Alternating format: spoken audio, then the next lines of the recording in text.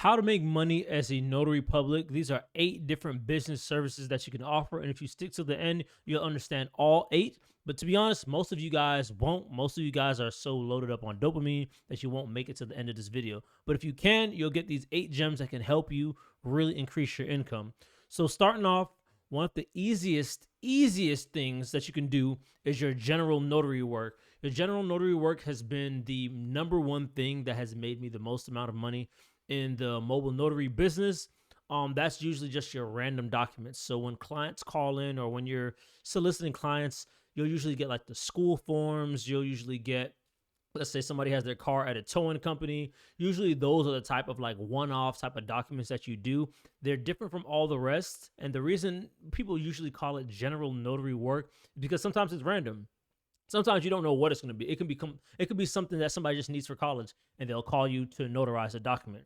I was speaking to some of my coaching students and they were saying how those type of documents, general notary works, makes them nervous just because it can be something random and they're not sure what to notarize. But once you've done a couple of documents, you start to realize like, okay, this is all kind of the same. You stamp in the same places. You know what I'm saying? It's not too crazy. But to be honest, most people specialize, and I would recommend specializing. Like we'll get further into videos. But I started off with general notary work, and my mobile notary business has made millions just doing general notary work. At least 90% of it was general notary work. So that's just a little heads up for you guys. Next up, you'll have the mobile notary work. Mobile notary work is driving from location to location and providing a service. Those two can be mended together. Mobile notary work is when you go into the client's location, you can usually pay a little bit more. And then general notary work is usually like the type of documents. It can be random or it can just be the regular notary document where you charge $5, $10, $15 depending on your state. But when we're going on to mobile notary work, that's when you're actually driving to people's location. And the type of documents that you could do can be random. It could be more specialized like estate planning, power of attorney, or it can be general type of documents. So you go there and it'll end up being like a random form. But mobile notary work has become very popular. And when I first started off, I was doing a lot of mobile notary work just because you can only charge so much as a notary. But once you do mobile notary, you can charge for travel, you can charge for printing out documents, you can charge for mailing it off, and you can really step up your income and maximize your profit margins when you're doing mobile notary work. And you'll see that's really popular. That's what I specialize in. But that's what mobile notary work is. It's basically just driving to that person's location, doing the documents for them. And you might be asking why do people need a mobile notary? Various reasons. Sometimes they're handicapped, sometimes they're elderly. It can be a number of things. Sometimes people just want convenience. They just want to pay for convenience and want somebody to come to the location. So that could be it right there. Moving on, we have loan docs. Oh my gosh. Loan docs is so popular within the notary community. I think many people don't understand how to get clients on their own. So what they do is rely on signing up with different signing services so that they're able to get business from those signing services to do loan documents. So when people are closing on homes, that's usually one of the most common type of loan documents.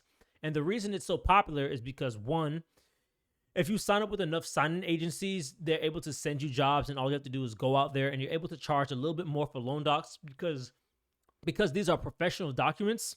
And usually in the realm of loan signing, being an LSA, there's more that you can charge. So there's more that you can make. And that's one of the things that you'll see is super popular. Everybody talks about loan signing in the notary business. But personally, hot take, honest opinion, I think it's because a lot of people don't know how to get those clients themselves. And it's easy because they just send it to you. They just send you the documents. So that's what that is.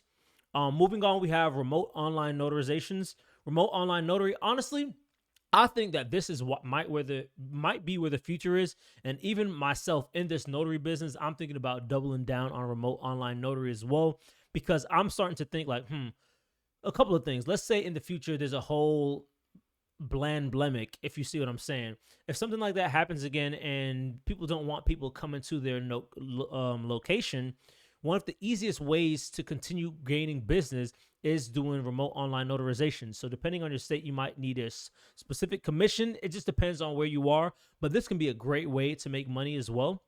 You can also sign up with different signing services, different companies, and sign up with other notaries to get some remote online notarizations done. I will say there's 2 different ways. You can sign up with a company and have it done that way, or you can learn how to get business on your own as a remote online notary, so you're not depending on other people to send you business, so you can charge a little bit more. But like I said, it depends on your state, but that's just another one. That's number 4, remote online notarizations. Moving on, we have number 5, marriages or wedding officiant. So this is one where you can charge a pretty penny, and some notaries love doing this. In a nutshell, you're just authenticating those marriage documents, basically like marrying people and doing those notarizations for them. This is something I've done in the past. I've only done about 2 to 3 of these marriage jobs. I've done probably about 2 or 3 of them in the past. They're really cool, especially if you're the type of person that loves love. This is something that you would like to do because you're one of those pivotal people within that ceremony that's making it happen. You know what I mean? So without you, a lot couldn't happen. So shout out to wedding officiants. This is something that you can do as well, and you're able to charge a little bit more because you guys know how like the wedding life is. When you're dealing with marriages and you're dealing with weddings, a lot of things tend to be more expensive. For example, doing photography and stuff like that, it becomes more expensive when you're doing it in a wedding. So same thing with our services. We're able to charge a little bit more and get paid quite handsomely if you like doing that. If you enjoy being around all the love and mushy stuff like that. Next up, we have apostille services. This is one that I'm going to move into strongly as well, such as just like the remote online notarization. Apostilles is basically like authenticating international documents. These you can charge a good amount for. Apostilles, if you're willing to do a little bit more work, which a lot of notaries aren't, you're able to charge more and get these apostille services done. You're basically authenticating international documents, and you're dealing with a lot of international documents and things that people need to send overseas or get notarized, and then you're just sending it off to like Secretary of State or Tallahassee. I'm not sure what it's called in each of the different states. But anyway, apostille services is definitely something that you should look into, especially if you want to niche down. That is a great one. Apostille services is a really, really good one to double down on. You just have to put in a little bit more legwork, and sometimes the documents can get a little bit more complicated, especially if you're not used to looking at it. But if you're in your area and you're the only person that does apostille, you can really team up with other notaries and let them know, like, hey, if I get some loan signings, I'll send them to you if you send me the apostilles. And a lot of notaries will love doing that because they don't want to deal with the apostille. So for me, an example, I specialize in estate planning, which I'll talk about at the end of this video. So I didn't want to deal with all the apostilles. So the notary that was in my area, I usually just outsource all of the apostilles to her, and we just teamed up like that. So if you want to master apostilles, this is something great too, because you can get like a lot of money for that one. Fingerprinting is very popular, especially on TikTok. I'm seeing a lot of people doing the fingerprinting. You're able to go to the location or have a location and verify people's fingerprints and do that entire process for them. I haven't done that much fingerprints like that, to be honest. I haven't dived into it, but I know it's really popular, and I know you can get some decent money for that as well. I think fingerprinting and apostille might be 2 of the services that pay a lot, and I know that's why a lot of people want to go into them. But sure, go into it, just understand it. And I would say if you're going to go into like a fingerprint or apostille, I would recommend specializing and niching down on one thing first and then moving outwards and then trying to specialize in other things. So for me, when I started, if somebody would have told me that, that's how I would have started. So take my advice and start with one thing. When you become a pro at it, do it backwards. Not backwards. When you become a pro at it, then you can add other services on. How I did it is I started super general, and now I'm going back and I'm like, you know what? Let me niche down. So start with one of these that you like. Keep it moving from there. Moving on to the next thing. At 7, we had fingerprinting. Number 8 is field inspection. In the notary world, I'm starting to see this one a lot more. You're just going inspecting different things for different companies and different people. If I go over here and I read what they're saying in field inspection, just to break it down to you, this is a process of physically examining a site or property to assess its condition, ensure adherence to standards, and identify potential issues. I was doing a lot of competitor research, and I realized a lot of notaries were going into a field inspection as well, because I think it broadens your network, broadens your horizon as a notary, and allows you to do other things that can bring in income, just in case you're not good at marketing the other services that I listed previously. But I haven't done any field inspection, just to be completely transparent. But I do know it's getting really popular in the notary world. I'm seeing it more and more, and I will dip my toes into it after I niche down in the other areas. I'll circle back to it. I'm trying to go with what's getting paid the most.